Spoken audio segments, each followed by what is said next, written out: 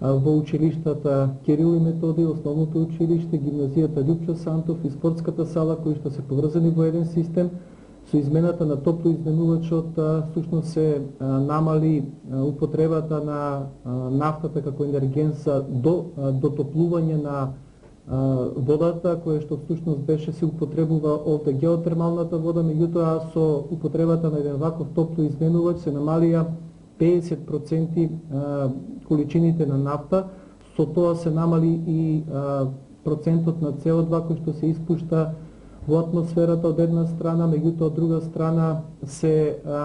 направи системот поефикасен, се намали потрошувачката и на геотермалната топла вода во системот и на нафтата, а тоа се одрази на позитивните финансиски резултати, односно намалување на средствата кои што се употребуваат за грејење на овие две училишта и спортската сала.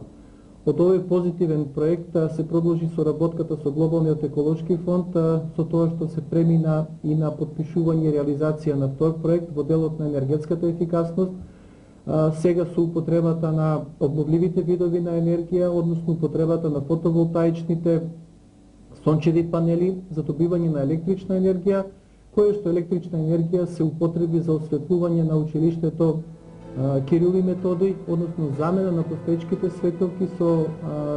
светилки и штедливи, меѓутоа и кои што употребуваат електрична енергија добиена од фотоволтаичните панели. И на овој начин се вклучи училиштето и општината во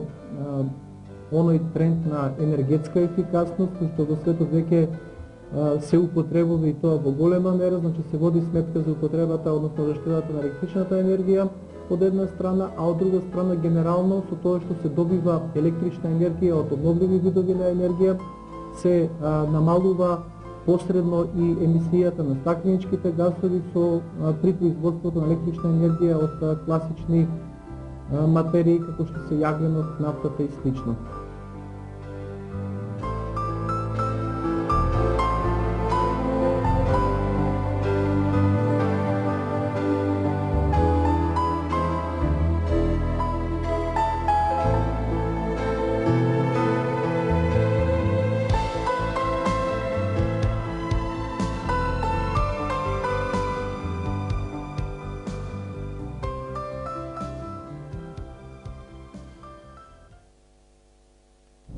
Општина Кочани во областа на обновливи извори на енергија имаше огромно искуство.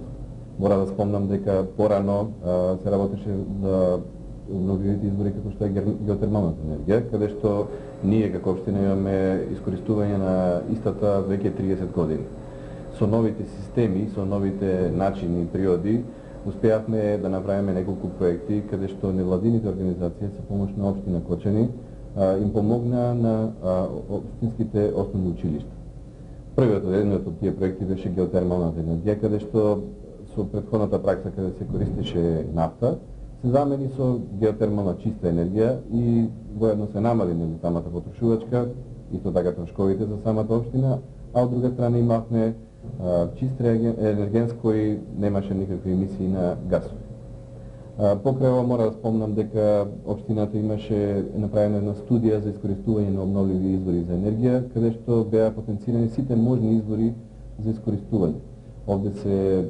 ветровата, сончевата, акумулацијската геотермална енергија, енергија од биомаса. Ние направивме повеќе чекори во искористување на сите овие, од кои неколку имавме пилот проекти, од кои исто така се реализираа проекти за поставување на ветерница на локалниот споменик на паднатите борци, поставување на соларни колектори на одредени места како што се соларни семафори на влезот на градот, поставување на соларни светилки во кејот на општината, како и излетнички места Гоцева шума. Ова се беа едни од тие кои покажуваат дека вакви извори на енергија се можни за искористување. Од друга страна, деновиве почнавме со реализација на еден многу поголем проект, каде што се искористува биомасата, исто така развиен од страна на општина Кочани во соработка со странски донатори. Овде ќе се искористува голем дел од неискористената слама, отпадоци од дрва со добивање на електрична енергија и добивање на термичка. Ова е еден од идеите кои општината би требало во иднина да се развијат. Секако ние како мала општина представуваме пример за тоа како можеме да ги користиме овие обновливи извори за енергија. Од друга страна, мораме да станеме енергетски независни, бидејќи на наша територија не постои нити еден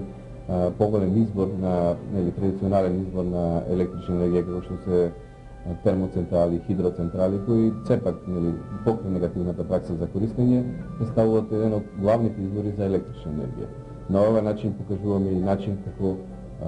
и помалите општини кои сепак имаат некој визија за развој можат да развијат своји независни извори за енергија кои се сепак основа за развој на целото општество.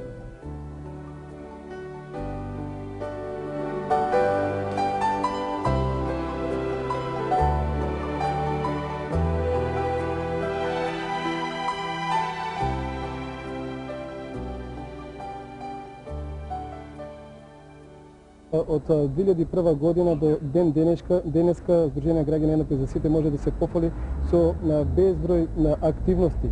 учество на семинари, проекти, кои што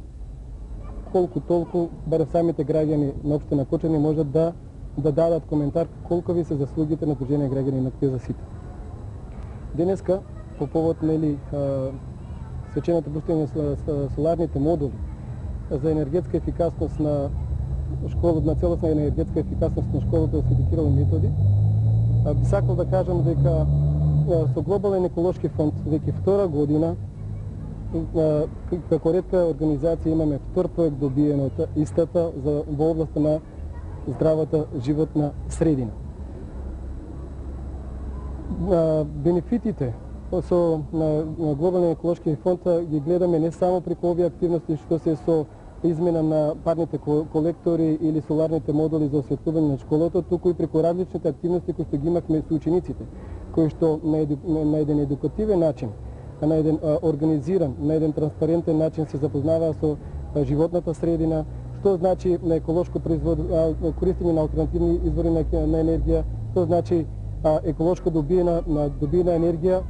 со цел да се сади, да се подигне, да се покрене свеста кај најмалата генерација за осознавање на потребите и што побрзо преструктурирање на нашата општина и пошироко во Македонија да дадеме пример како да ја заштитуваме животната средина.